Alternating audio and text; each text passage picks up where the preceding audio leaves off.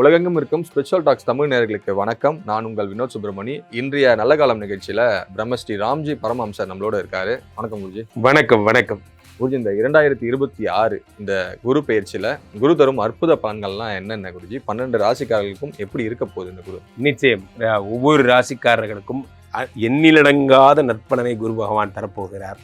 காரணம், அவர் உச்சம் பெற்ற குருவாக இருக்கிறார். யார் யாரெல்லாம் வெளிநாடு போகிறீங்க, யார் யாருக்கெல்லாம் குழந்தை கிடைக்க போகுது, யார் யாருக்கெல்லாம் கல்யாணம் ஆக போகுதுங்கிறத ராசி ரீதியாக நாம் பார்த்து விடலாம்.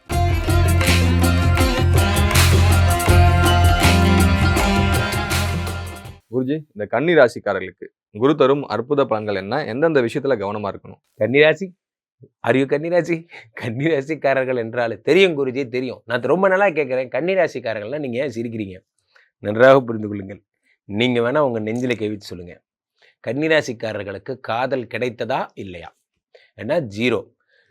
சில பேருக்கு சில பிராப்தம், உங்களுக்கு அந்த பிராப்தம் இல்லை, உங்களுக்கு இல்லை, அவ்வளோதான். 7ஆம் இடத்திலே சனி பகவான் இருக்கிறார். சார் ரொம்ப நாளாக பிரம்மச்சாரியாக இருக்கேன் சார், சரி கல்யாணம் பண்ணி வச்சாங்க சார், இப்பவும் பிரம்மச்சாரியாக தான் சார் இருக்கேன், என் ஒய்ஃபு ஃபாரின் போயிட்டாங்க சார் அப்படிங்கிற மாதிரி.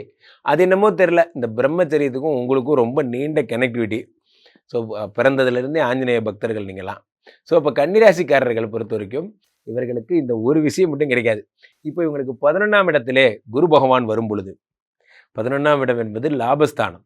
லாபஸ்தானத்தில் குரு பகவான் வரும் பொழுது என்ன ஆகும்னா, என்ன தொழில் பண்ணுறீங்களோ அதில் லாபம் வர தொடங்குகிறது. என்ன சார் இது, எனக்கெல்லாம் இப்படி லாபம் வரும்னு எதிர்பார்க்கவே இல்லை, நான் சும்மா விளையாட்டுக்கு கடை ஆரம்பித்தேன், பார்த்தா இப்போ பிஸ்னஸை பேக்கரி டெவலப் பண்ணேன், பண்ணு வேணும் பஜ்ஜி வேணும்னு ஒரே பிஸியாக இருப்பீங்க. 11ஆம் இடம் என்பது என்ன? மாமனார், நண்பர்கள், புதிய நண்பர்களை பார்க்குறீங்க. உச்சம் பெற்ற குரு என்பதால் மாமனாருடைய அனுகிரகம் கிடைக்கிறது. மாமனாரே முன்னாடி வந்து என்ன மாப்பிள்ளை, என்ன எங்கிட்டலாம் ஒரு வார்த்தை கேட்க மாட்டீங்களா அப்படிங்கிற மாதிரி ஒரு 10 லட்ச ரூபா கொடுத்துட்டு போவார். யார் இவர்?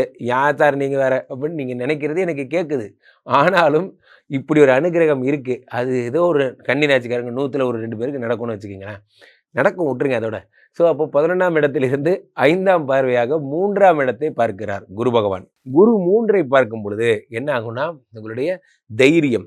நண்பர்களே, ஒன்று புரிந்து கொள்ளுங்கள், தைரியம்தான் வாழ்க்கை, பயம்தான் மரணம். தைரியமாக இருக்கணும், எதையும் ஃபேஸ் பண்ணும். மரணத்தின் விளிம்பு வரை சென்ற நான் சொல்லுகிறேன், நல்லா புரிஞ்சுக்கோங்க. தைரியம்தான் வாழ்க்கை, பயம்தான் மரணம். வாழ்க்கையில் நல்ல நேரம் வந்தால் அப்படி மாற்றிடும், எல்லாத்தையும் மாற்றிடும். ஆனால் அந்த நல்ல இப்போ வந்துருச்சு இல்லை, இப்போ 3ஆம் இடத்தை குரு பார்த்துட்டார்ல, துணிந்து செயல்படுங்கள். கம்பெனி லாஸ் ஆனவங்க இல்லை, குரு பகவான் உங்களுக்கு மீட்சிமை தருவது தான் வந்திருக்காரு. இல்லை எல்லாம் போச்சு சார், வாழ்க்கையே போச்சு சார் அப்படிலாம் பேசாதீங்க. இன்னைக்கு நினச்சா கூட நீங்கள் மாற்றலாம். 5ஆம் இடத்தை குரு பார்க்கிறார். அப்போ கன்னிராசிக்காரர்களுக்கெல்லாம் குழந்தை பிறக்க போகுது. காதலுக்கு செட் ஆக மாட்டீங்கன்னே 2 குழந்தை. குரு பகவான் இப்போது 5ஆம் இடத்தை பார்த்துடுறார். ஸோ அப்போது 5ஆம் இடத்தை பார்க்கும்போது இந்த வருடம் தான் நீங்கள் என்ன பண்ணுறீங்க, only honeymoon year, this year your enjoyment year, அந்த மாதிரி ஃபேமிலி இயர் எல்லாம் வச்சுக்கலாம். ஏன் இப்படி சொல்கிறேன்னா, குரு அடுத்து 7 பார்க்குறார். 7ங்கிறது இல்லறம். இத்தனை நாள் எதற்காக நீங்கள் காத்திருந்தீர்களோ அது உங்களுக்கு கிடைச்சிடும். 7ங்கிறது என்னென்னா, உண்மையிலே சார் நான் விளையாட்டுக்கு சொல்லலை, கன்னிராசிக்காரர்கள் ரொம்ப பிஸியாக இருப்பீங்க. ஃபேமிலி கூட அவுட்டிங் போகவே உங்களுக்கு நேரம் இருக்காது. ஃபேமிலி கூட இருக்கணும், அவங்களோட வெளியே போகணும், அவங்களோட டைம் ஸ்பெண்ட் பண்ணணும். இதெல்லாம் உங்களுக்கு என்ன தான் உங்கள் அலுவலக பிஸி அந்த மாதிரி. போன வருஷம்லாம் உங்களை அப்படி செஞ்சுட்டு இருந்தாங்க அந்த சனி. ஸோ இந்த வருடம் 7ஆம் இடத்துல சனியும் குருவுமாக சேர்ந்து உங்களுக்கு காதலை வாரி வழங்குகிறார்கள். சில பேர் கப்புள்ஸ் மிஸ் அண்டர்ஸ்டாண்டிங்கில் பிரிஞ்சிருப்பீங்க. என்ன சார் வாழ்க்கை, இவங்க கூடலாம் யார் சார் வாழ்வா, இந்த மாதிரிலாம் பேசிடுவேன். அதெல்லாம் பேசாதீங்க, விடுங்க.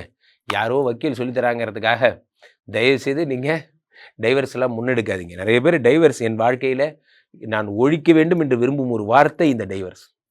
கீழ்ஸ் போட்டு கொஞ்ச நேரம் லவ் பண்ணுங்க, எல்லாம் சரியாயிடும். ஸோ 7ஆம் இடத்தை குரு பகவான் பார்க்கும்போது காதல் வருகிறது. உங்கள் பிரச்சனைகள் முக்கியமாக குடும்பம், குழந்தை, சந்தோஷம். ஆக குரு பகவான் திஸ் இயர் உங்களுக்கு ஃபேமிலி இயராக ப்ரெசென்ட் பண்ணுறாரு. இந்த கன்னிராசிக்காரர்கள் பொதுவாக ஒரு சிலர் வந்து கடல்னா மாட்டிகிட்டு இருப்பாங்க. அந்த கடன்னா நிவர்த்தி ஆகுமா? சொத்து வாங்க எதனா வழி இருக்கா? அருமையான கேள்வி. கடன் ஏன்னா கடன் 11ஆம் இடம் என்பது லாபஸ்தானம். லாபம் அதிகரிக்கிறது என்றாலே இன்டைரக்டாக ஆன்சர் என்னன்னா வறுமை ஒழிகிறது என்ற அர்த்தம். முக்கியமாக 5ஆம் இடத்தை குரு பார்த்து சொத்துக்கு பிளெஸிங் பண்ணுறாருன்னா, யார் சொத்தை கொடுப்பாங்க? சொத்து எப்போ வாங்குவீங்க? அடிப்படை பிரச்சனைகள் தீர்ந்தால்தான் சொத்தை நோக்கி நீங்கள் முன்னேற முடியும். ஸோ அப்போது 5ஆம் இடத்தை குரு பார்க்கும் பொழுது கடன்கள் ஒழிகிறது என்பது டிஃபால்ட். அதெல்லாம் ஒரு ப்ராப்ளமே கிடையாது.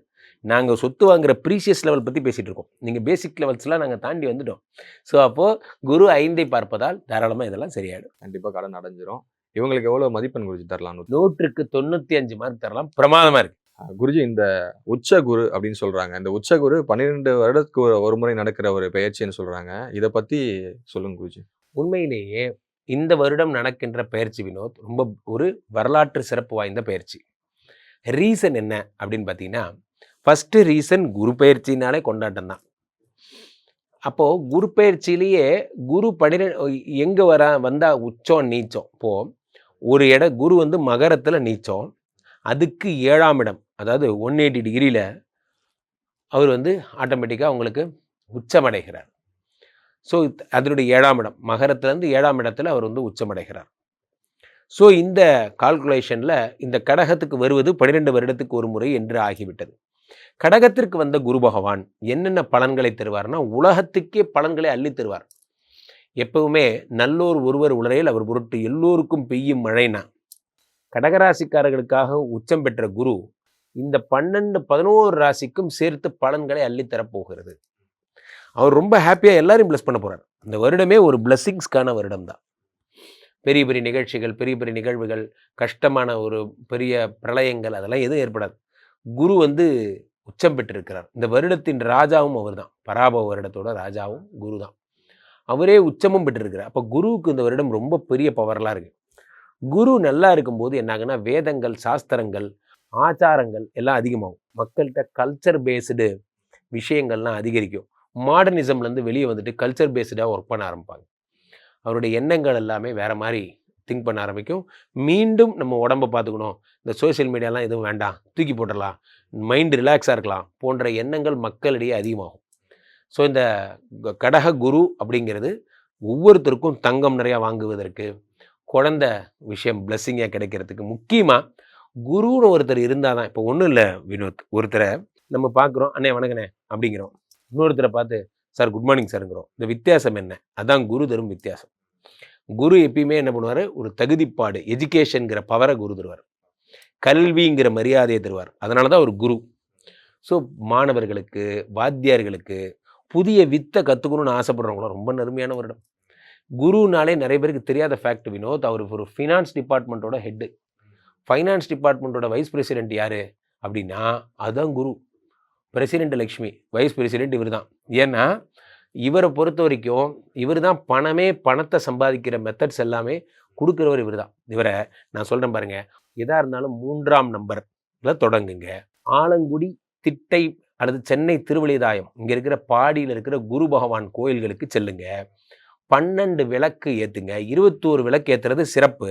3 வரணும் கூட்டுத்தொகை. ஒன்றும் முடியாதவங்க காசு இல்லைன்னா 3 நெய் விளக்காவது ஏற்றுங்க. நெய் விளக்கு ஏற்றுறது குருவுக்கு ரொம்ப பிரீத்தி. இல்லை யாகங்களுக்கு நெய் வாங்கி கொடுங்க. இதெல்லாம் பண்ணுங்கள். பசுமாடு வந்தால் அதுக்கு மஞ்சள் கலர் வாழைப்பழம் கொடுங்க. சாதுக்கள், சித்தர்கள், அவங்க ஜீவ சமாதிகளுக்கெல்லாம் போகணும், அங்கு சென்று வழிபடணும். அவர்களுக்கு, சாதுக்களுக்கு எவ்வளோ முடியுமோ கொடையோ செருப்போ அது தண்டமோ ஏதாவது அவங்களுக்கு வாங்கி தர்றது சிறப்பு.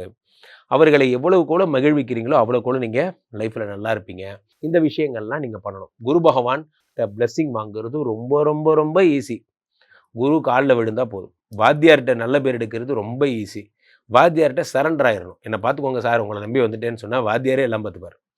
ஸோ அதனால் இந்த வருடம் குருவினுடைய முழு ஆட்சி பெற்ற வருடம். உங்களை தொடர்பு கொள்ளணும், ஸ்ரீமடத்துக்கு வரணும் அப்படின்னா எப்படி தொடர்பு கொள்ளலாம்? என்னை தொடர்பு கொள்ள விரும்புபவர்கள் கீழே போயிட்டு இருக்கேன், இந்த 2 நம்பரை கூப்பிடுங்க. உங்களுடைய சொந்த ஜாதகத்தை பார்த்து கொள்ளுங்கள். உலக புகழ் வாய்ந்த நமது விஸ்வரூப விஷ்ணு மாயா எழுந்தருளி இருக்கக்கூடிய புனிதமான இந்த ஸ்ரீமடத்திலே தினசரி நடக்கின்ற விஷ்ணு மாயா ஹோமங்களில் கலந்து கொள்ளுங்கள். இங்கே வந்து என்னை பார்த்துட்டு இந்த விஷ்ணு மாயா பார்த்துட்டு போகிறவங்க நிறைந்த பிளெஸ்ஸிங்ஸோடு செல்கிறார்கள். நன்றி.